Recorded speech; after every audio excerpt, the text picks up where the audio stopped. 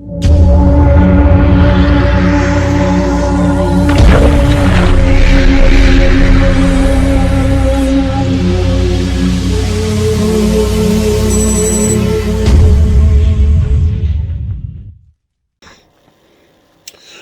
is up, thinking outside the Longbox people? It is me, Doyle, and I'm here today to start a series, a very small series of videos, talking about Stephen King's and CBS's The Stand.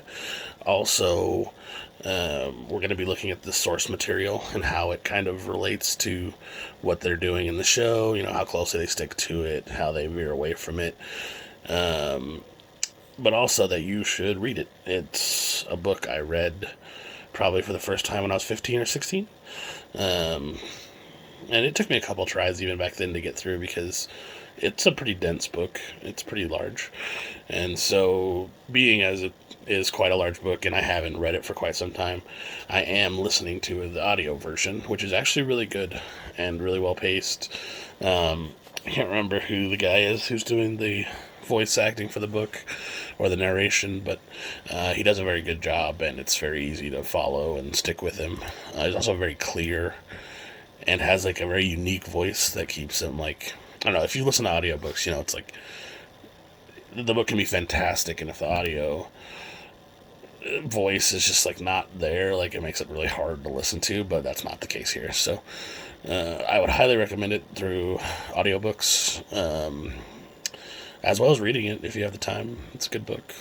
It's one of Stephen King's.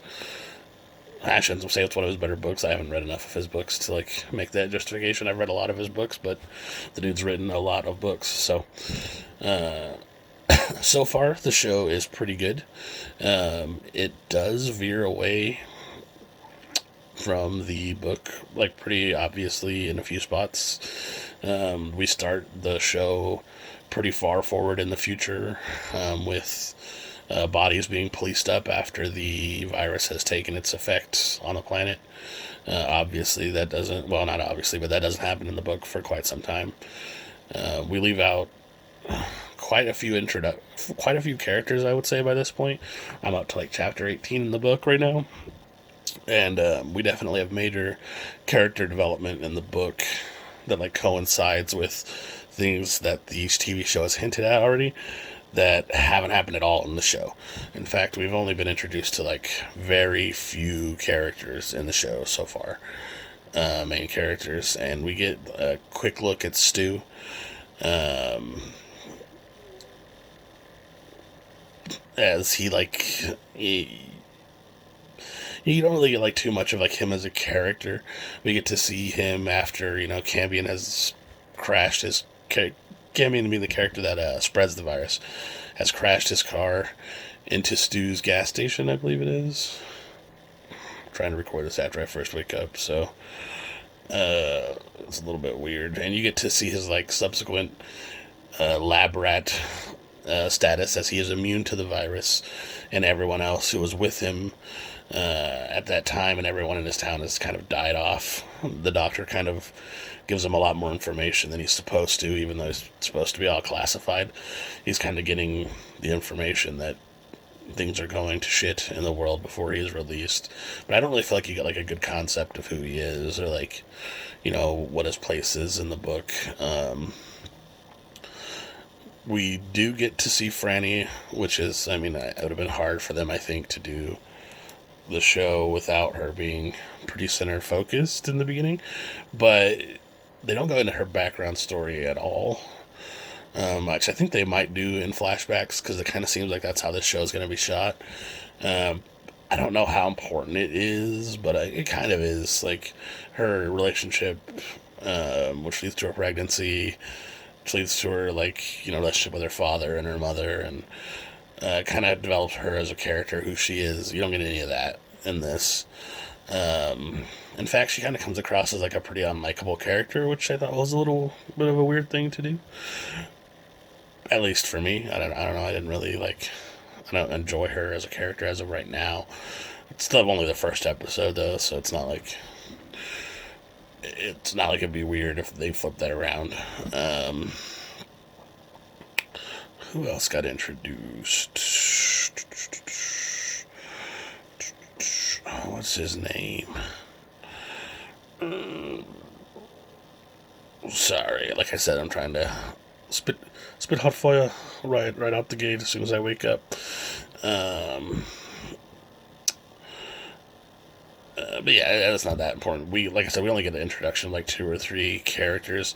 God, the other kid is important though, but he's not likable at all either.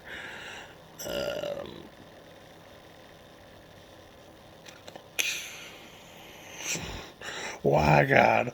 Why can't I remember his name? But he's the dorky kid that hangs out with Franny and gets beat up, and he's kind of just an evil person. You get to see his relationship with her. He saves her from committing suicide in their beginning of their journey away from their hometown. He has a name. He's probably going to be an important character in the throughout the series. I can't remember it. Don't know why. But yeah, overall, I think that you get a very good introduction to what the book is. Now, we haven't played much on the supernatural aspect of the book yet, although it is here. You do get to see the antagonist and the protagonist, like Whoopi Goldberg, and I don't know the actor who plays the bad guy's name.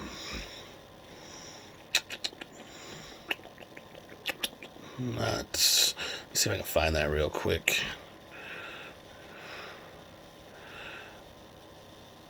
Randall Flagg, Alexander Skarsgård. Yeah, so I mean, you do get to see them in the show very briefly. It just doesn't go into much about who they are, or, their purpose and the roles they'll play in the book. So far, it feels much more like a pandemic story as opposed to a supernatural story with a pandemic in it. And I'll be interested to see if they decide to keep that in those proportions, or if they really play as heavily into the supernatural as the book does. I'm assuming they will, because that'd be kind of weird if they didn't, but who knows. A lot of Stephen King adaptions are kind of weird to me, but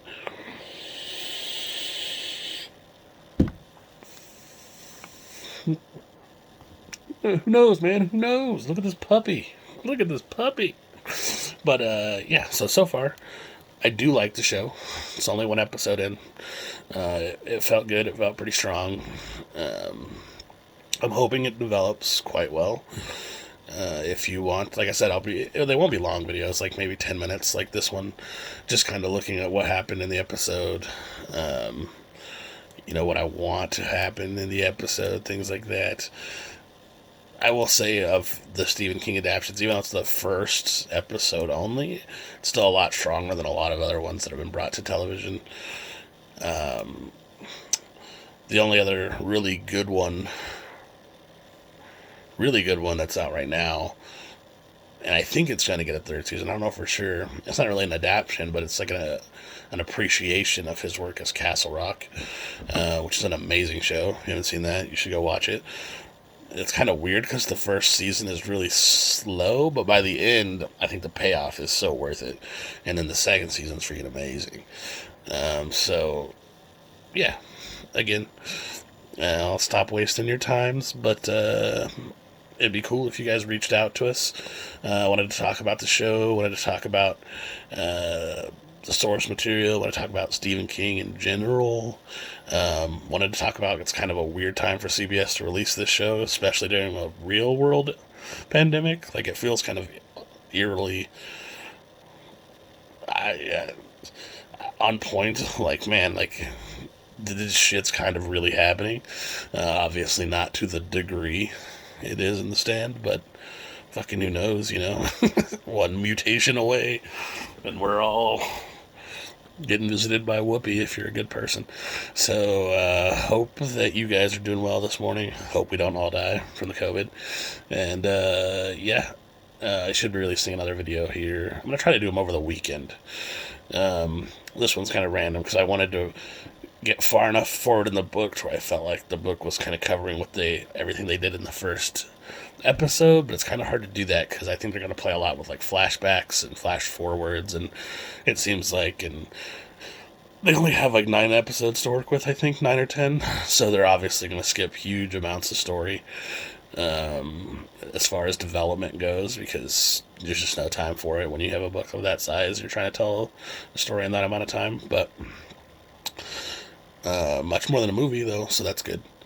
And yeah, again, this is Doyle with Thinking Outside the Longbox. You can find us anywhere that Google will direct you. We have a website, we have a Tweeters. No, we don't actually. I don't think so. We do have an Instagrams, Facebook. We shot our second calendar this year that's currently for sale. We have lots of other random merch. We're on Patreon. More than anything, we would like you guys to just listen to the podcast, and if you like it, to rate it and let us know in the comments anywhere that you listen to podcasts what you think. And yeah, it would be great to hear from you. If you want to interact in these videos at all, please do. And feel free to message me or Juan or Gabe or Tim. And we can kind of figure out what you're looking for and what you want to talk about and get you directed in the right place. Our interests span the world of nerdom. So if you like things that we like, which is likely somewhere along the line, I'm sure we can interact and be a community that way. We just opened up a Discord server. We haven't done much with it, but we hope to. And yeah, it's enough rambling. But hope you guys are doing well this Christmas Eve. Well, I don't know if Juan's going to post the video today, but if not, this Christmas season, holiday season, maybe not Christmas for you, but it's a time of. It's a celebration, bitch. It's a celebration. So, hope you enjoy your day, and we will see you later. Bye-bye.